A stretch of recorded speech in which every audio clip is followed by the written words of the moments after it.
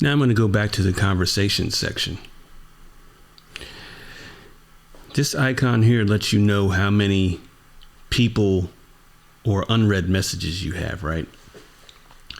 Now you can filter your messages by your chat. These are the people that if you have multiple people in your system, you can filter it here.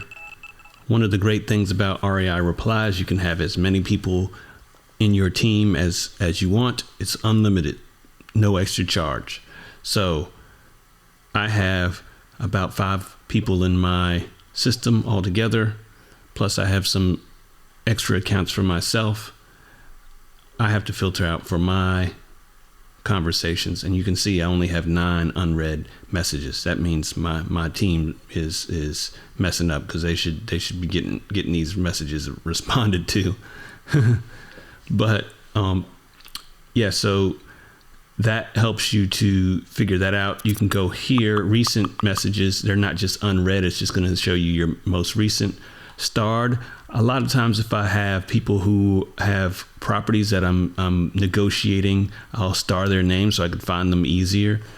And then you have all here, which is going to be all the messages no matter what. So this will show you a lot of times if you're doing a workflow or a campaign, you'll push out a whole bunch of text messages. To be able to see if they went out, you'll need to click the all button, because it's not going to show you the unread incoming messages or the conversations that you had. It'll only show what's gone out. Especially if they're new, you're not going to see them unless you come here. So that's what all is. And still this filter right here, you can also check on other people. These are the people who are in your system. It actually says here assigned users, so I can click any one of these assigned users. And I forgot what this one is. Assign contact. I can't remember. It's blurred out, so I can't see it. But you can also check by email, by call, by SMS. And I'm not sure why it only blurred out some of those options. But here you'll have all your different contact messages. You'll see all your messages here on your left, but this is the actual box where you're having conversations with them. Here we have templates, where you can save templates, text templates. So I have all these responses to agents depending on what they might say to me. I don't have anything, or I understand if anything needs work or updating becomes available, please, yada, yada, yada. So I have a lot of these. So they're very handy when somebody asks you a question that you've heard multiple times before. If you want to tell somebody a story, I have a story that I tell about an agent that I did 3 deals with last year. So I tell them that so that it kind of incentivizes them to work with me, that kind of thing. My buying criteria is here, although we usually send this by email. There's just a lot of quick little things that that get, responses that you have often, or often enough to use a template. And you can create templates here by basically adding a template in this section, and you can add it by email or by text. You can also search your templates here as well. Well, you won't talk about the manual action section here, but in some circumstances, manual actions are when you've set up a workflow to manually call somebody or manually do something. Those things will show up here, and then you can reach out to those people that way. I don't really use a lot of manual actions, but it is there if you need to use it. So that is the conversation section. Oh, there's other things. You want to mark things as read after you've read them and you're done with the conversation. You don't want this section piling up with conversations. So mark things as read after you've read them.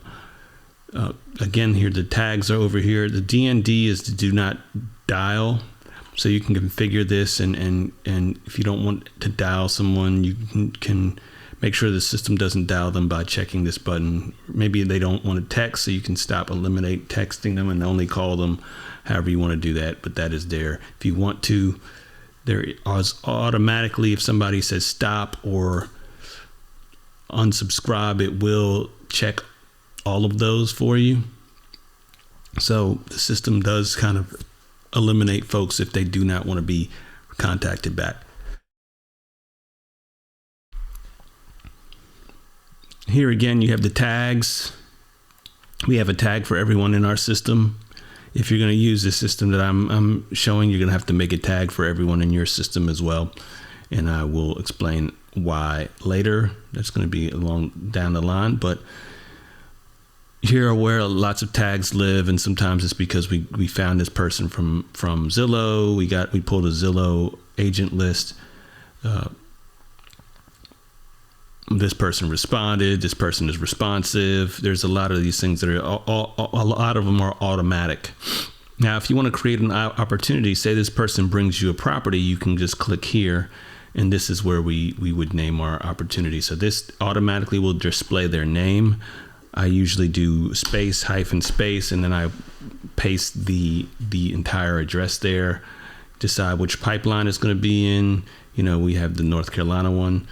Realtor deals are all the pipelines that we use for deals with realtors. We also have one for wholesaler deals. It's not as localized for not doing as many wholesaler deals these days.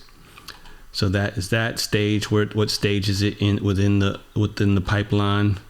And we showed that where we showed the different areas of the pipeline. So usually the first stage is comp and note, add notes and stuff. Status is going to be open, lead value. How much money do you think you're going to make? The owner, that would be yourself. So depending on who in your system is working this particular lead, you would want to, set it for that person. And the opportunity source. We usually like to tell where we get these things from. A lot of people are using different places to get different deals. You may be using PRIVY. You may be using Redfin, which is my perfect preference over PRIVY at this particular juncture in time because it's free. Again, and then, PropWire. We're using PropWire some. Zillow, you might scour Zillow to find stuff. We still do have PropStream, so we're using that every once in a while. So we may get some from Facebook. We're also talking to agents on Facebook, so sometimes they'll come from Facebook. So we put the source there so we can kind of determine where the majority of our good leads are coming from. So that's that section. Don't use book appointment too much. We're not going on too many appointments. Opportunities, this kind of shows which opportunities pipelines this one person is in. Workflows, this shows which workflow they're in. We have some workflows, and you can see this is a common replies workflow. So basically, common replies is something that automatically responds to people based on whether their reply is common or not. So that is in that now. You can also click on this large circle here, which will get you into that person's profile, which basically moves you to the contact section, which we'll go into next.